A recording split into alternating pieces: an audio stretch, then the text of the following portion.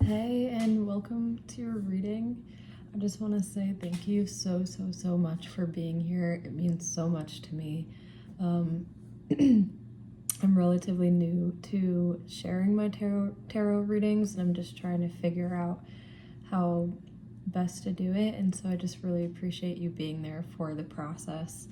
But this reading that is coming in right off the bat feels very much so focused around attraction, and maybe that is something that you've been experiencing over this past month, where you've been really trying to attract things into your life, pull things into your orbit. Maybe you're trying to improve your appearance and become more attractive. So in the middle here we have the Five of Cups, the Page of Swords, and I'm feeling like maybe some of you currently are experiencing some sort of setback or loss, or like, for example, I have to go take my car in for an oil change and I'm really intimidated about doing that. I get really worked up that something's going to be wrong with my car, and that would be really difficult for me.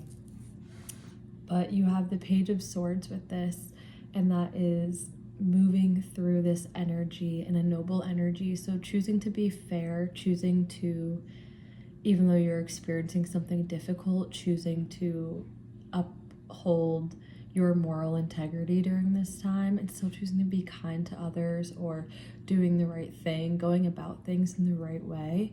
But this is also a card of keeping your chin up. So I think this is really a reminder from the universe that this is not going to be as negative of a thing as you think it's going to be, and to just keep your chin up, because that you're going to move right through this. You have the strength to do that, and the universe will never give you anything that you can't handle. And overall here, we're moving from the Nine of Pentacles towards the Seven of Pentacles. So to me, that kind of indicates really being focused here on discipline, and now sort of assessing the progress you've made, because you have made progress. You're not starting from square one. I think that whatever this thing is that you're bringing into your life, you have already made progress on it, and I think you do recognize that. I do think it's at a slower pace than maybe we expected. I know for me, for 2025, I thought it was going to look a little bit differently, but I still am really proud of the progress I made. And I think expressing that gratitude and taking time to observe the changes that you've made in your life for the better really help you identify where to continue putting your energy to continue to make progress. And I think you're going to be taking some time to decide if you want to change directions, and maybe not completely, like maybe not giving up on where you are, but maybe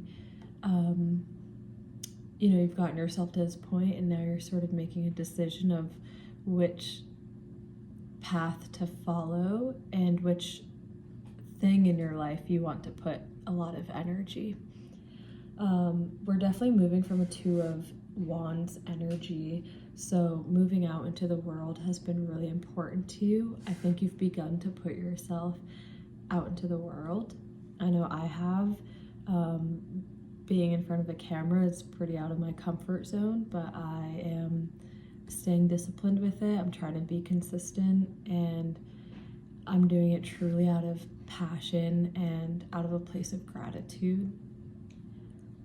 We have the Two of Swords, so some sort of decision making and using your intuition at this time. Letting your intuition guide you is going to be the key in making this decision. So maybe taking some time to get quiet and go for a walk, taking time to meditate, taking time to journal. And I think with this new year here, it's a great time to start these habits.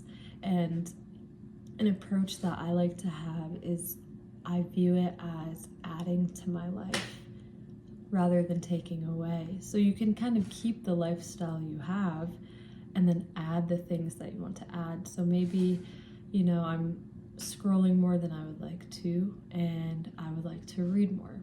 So I'm gonna still allow myself to scroll, but I'm gonna add 10 minutes of reading with the time that I scroll, like they have to go hand in hand. And I've done stuff like this before, and what I typically find is that over time I crave the long form thing more than I end up craving that short term thing, and it makes it a lot easier to let go of it versus just kind of forcing myself to quit completely, which sometimes isn't realistic because I think that there can be a time and place for everything. I think it's really just about finding balance of your habit and what works best for your lifestyle. You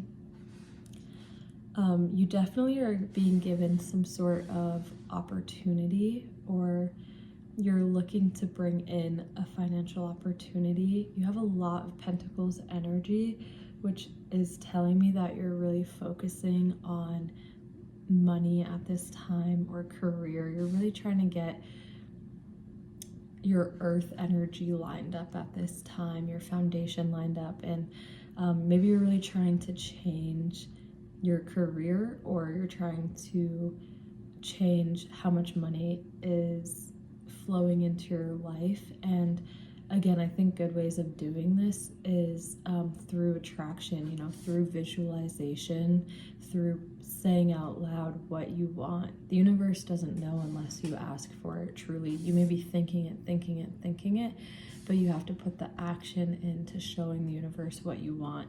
Write it down, journal it, visualize it, go for walks and visualize it. That's a great time too. And then make some sort of effort or exchange in energy for this thing. So maybe be like, I really want this to come into my life, and I want it so bad that I am going to be willing to do something that's going to take care of myself. I'm going to start going to the gym 3 times a week in exchange for this, just really setting yourself up with some sort of pathway to actually bring this into your life. And you have the 3 of Pentacles as well, so partnership could be important for you at this time, and that could be what's helping you bring this in. It could also be that you're choosing to go back to school, or you're choosing to take some sort of program or mentorship. This could also be changing jobs. We're going to be learning something new or expanding upon your knowledge. This could be surrounding yourself with people in a field that you would like to get into, or people who have knowledge that you would like access to. And they say that we are a reflection of the 8 people we spend the most time with. And I think that can be really eye-opening. Who are the people you spend time with? What kind of habits do they have?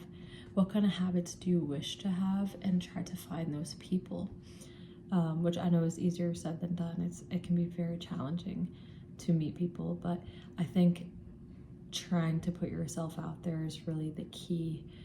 And you have the Hierophant, so again, some sort of education or learning. I think you're really trying to